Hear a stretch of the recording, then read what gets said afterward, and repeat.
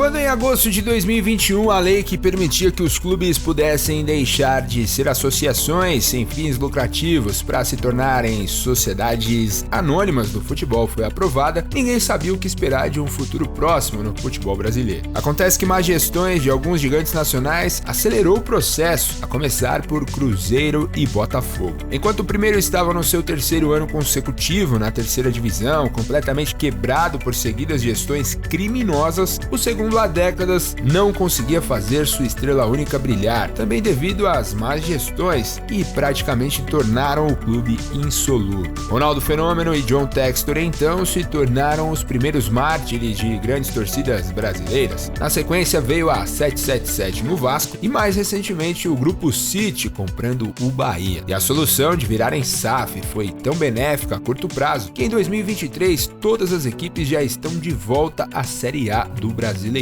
Não bastasse isso, são justamente essas equipes que mais se movimentaram na janela de transferências até o momento, inflacionando assim o mercado por aqui. Nesse momento do ano é natural que as equipes apresentem seus reforços para a temporada, e a era SAF trouxe consigo um aumento considerável na quantidade de transações e no volume investido em contratações, inflacionando a primeira janela de transferências do ano, que ficará aberta até 4 de abril. Embora ninguém possa garantir que tais investimentos darão retorno em forma de troféus, a verdade é que com a SAF, os torcedores de muitos clubes que estavam em baixa atualmente se dão o direito de sonhar. Em parte, esse movimento se justifica pela realidade de alguns deles, como o Cruzeiro, que foi a equipe que mais contratou até aqui, com um total de 13 reforços. E na sequência veio o Bahia, com 11 novos atletas. Vale lembrar que ambos subiram para a primeira divisão e precisavam melhorar os níveis de seus elencos. Você pode até perguntar que o Goiás, por exemplo, que ainda não se tornou SAF, embora estude com carinho a possibilidade, fez a mesma quantidade de contratações que o Cruzeiro para essa temporada. Porém, no caso do Goiás, nada menos que 6 atletas chegaram por empréstimo, como o ponta esquerda Diego Gonçalves, que estava no Mirassol, enquanto os outros 7 vieram sem custos. Então, qual de fato foi o investimento do Esmeraldino, hein? Zero, né? Já o Cruzeiro, embalado pelo dinheiro da SAF, fez apenas um empréstimo para essa temporada, o atacante Nicão, que estava no São Paulo. Todos os demais vieram de forma definitiva. Sim, a Raposa também realizou negociações de custo zero, mas sem deixar de pôr a mão no bolso, como na contratação do atacante Wesley, vindo do Palmeiras, avaliada em 16 milhões de reais. A verdade é que as SAFs tentam mudar totalmente a correlação de forças no futebol brasileiro. Enquanto os times com SAF e que retornaram à Série A dominam o cenário de contratações, nos clubes que estabeleceram hegemonia financeira e de troféus em tempos recentes, como Palmeiras e Flamengo, as portas parecem estar um tanto que fechadas para novos reforços. Ou melhor, entreabertas, aguardando algum negócio imperdível para ser anunciado sem que ninguém espere. O rubro-negro tem apenas 2 reforços confirmados para esse começo de temporada. Um é o Gerson, que retornou à Gávea por 15 milhões de euros depois de passar um ano e meio no Olympique de Marselha. O outro é o lateral esquerdo Ayrton Lucas, que pertencia ao Spartak Moscou da Rússia e custou 7 milhões de euros aos cofres flamenguistas. Isso sem contar o goleiro argentino Agustín Rossi, que assinou pré-contrato, mas depende da boa vontade do Boca para ser liberado neste mês de janeiro. Do contrário, ele estará disponível apenas na metade do ano. O atual campeão brasileiro Palmeiras, por sua vez, sequer anunciou contratações para este ano, optando por promover jogadores da base como o meio-atacante John,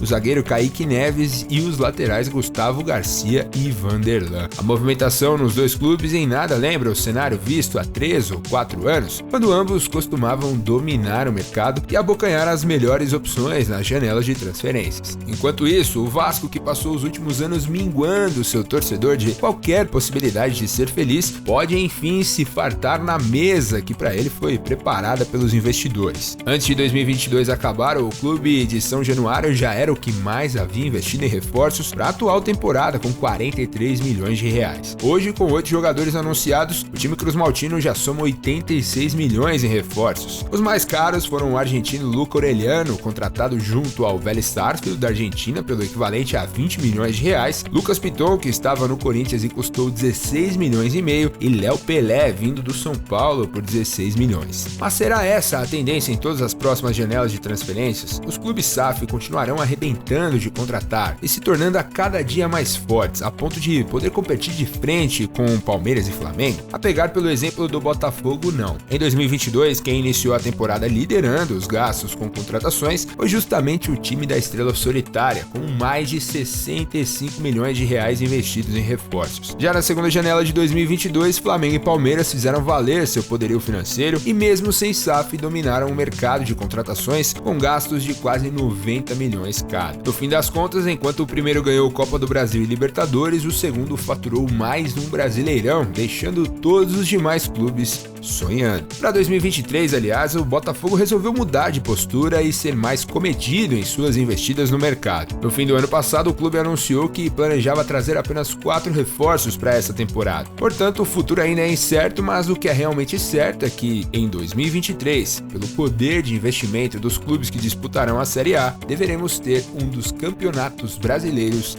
mais difíceis de toda a história.